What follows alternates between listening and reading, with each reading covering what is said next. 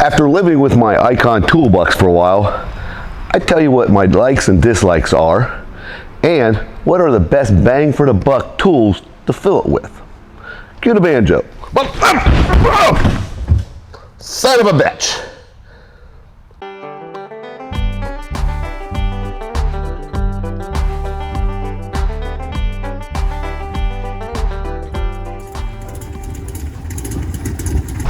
Okay, to begin with, this cabinet has heavy duty handles on either side of it that help you maneuver it around while it's sitting on these heavy duty casters down here below. They're sprung weighted and can lock on either side.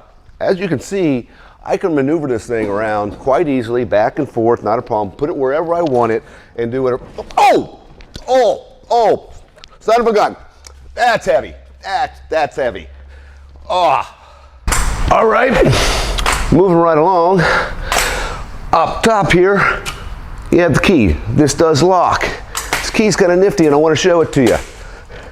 It's got this swivel point on it right here. So, when you put the key in the lock and leave it in there, if you happen to brush by it, you don't break the key off in the lock, you just move that swivel point. Kind of nifty. As well, you have this USB port right here. You have two of them. It can charge your phones, other little gadgets like that, and it has two external power ports right here. Run the accessories, or even if you want to cook some breakfast and do some toast, just put this right. Medic! Okay. We're just going to power through this, okay? Next thing I want to talk about is these drawers and their construction. Very sturdy, and they have these foam pads. I might want to get looked at. Foam pads in here, right here, and they keep your tools from moving around and making a lot of noise. You can see it deadens the sound a little bit. I like that a lot. This brings me to one gripe I do have about this, and that is the power strip tool drawer in here. This is a little too shallow. Here's the strip right here. Here's my charging unit. And when I put my battery in here, like such, and try to close it, it's too tall.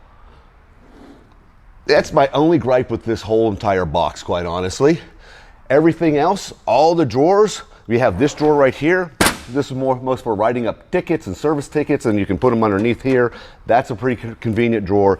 These drawers slide in and out very easily. You can have all your tools in here. It's not a problem. I think everything,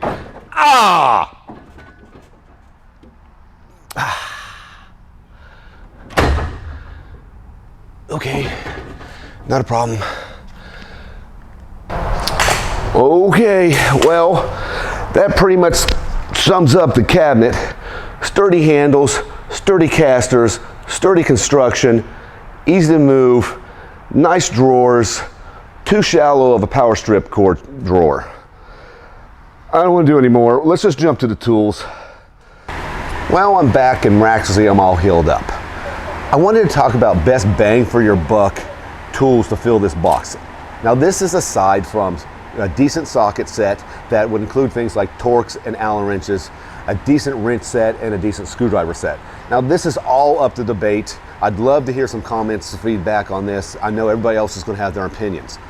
I'm going to start with battery operated tools. I have one here that I really like. It's kind of a speed tool, I call it. It has a quick release on one end. Get an adapter put on there, and you can put a socket on there. And this takes on and off bolts pretty quickly. Doesn't have a lot of torque to it, but it has a lot of speed, and I like it. I have a medium duty battery operated impact wrench. I don't suggest spending a lot of money on an impact wrench that may be obsolete in years. And this is why. I don't know if this has ever happened to you, but it has to me. I bought a tool, it's battery operated. I use it for 3 or 4 years. The battery goes kaput on me, and then I take it in to get a new battery, and lo and behold, the manufacturer has changed the design of the tool, and the battery has changed in the connection, and now I have an expensive paperweight because I can't replace the battery. I need a lot of torque on a bolt, I'll stick with the air impact wrenches. These have been around for a long time. They're not going anywhere. You spend a lot of money on these things, or good money on these things, and they'll last you a long, long time. A decent set of pliers will go a long way as well. Needle nose, regular pliers, snips, things like that. You go to the home store, you can get plier sets, but they might be one-time use. These are made by Snap-on.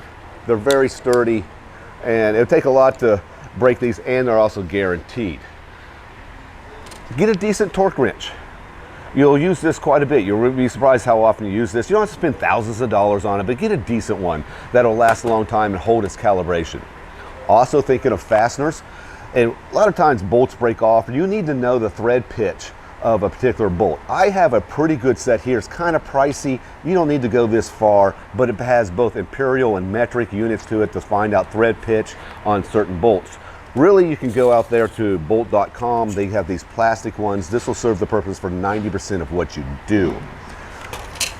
Again, adapters. Now, I know a lot of socket sets come with these swivel units and stuff like that, and reducers that go from 1/2 inch to 3/8. I have some things that go the other way around. They go from 1/2 inch to actually 3/8 to 1/2 inch, and then 1/4 to 3/8. It's kind of switched around what you'd normally think they would be. I have a pick set. This is relatively cheap, easy to get, and you'll use this more than you know to pry off little plastic fasteners, to pry off maybe body parts inside doors and stuff like that. This comes in handy. Even cleaning little crevices of dirt and stuff comes in handy. Now, also think about the size of your tool. And yeah, keep the comments coming, I got it, right? So, but this ratchet set, standard set, it's pretty versatile. You can use it in many, many different angles, but a lot of times with how close and tight tolerances are coming on cars, consider getting a very good stubby wrench set and stubby ratchet set. You'll be surprised how often that a standard size wrench, standard size ratchet is too long and you can't maneuver in there and you can't get any turn on the bolt you're trying to get to, when this will get right where you need it to go. Same with these stubby wrenches. Another thing, think about some specialty sockets. This right here, this goes on pressure sensors and sensors that go onto cars, on the engines and everything, and they're designed to go over top the sensors themselves without damaging the plastic unit and the electronics inside here. Regular socket sets will not do that. Consider some of these. They're all pretty much a standard size, so you only need about 3 or 4 of these to get what you need done. Lastly, something fairly cheap. This is a stethoscope, and if you've got whiny pulleys or belts or something like that, or you're trying to find out where a noise is coming from into some of your front runner assembly on the top of your car, in front of your engine, excuse me, this comes in a long way. It actually helps determine where the noise is coming from, and it's relatively cheap. That's what I have, quite honestly. Tell me what you think. Everything else is pretty standard in my box. Thanks for joining me. Have a good week.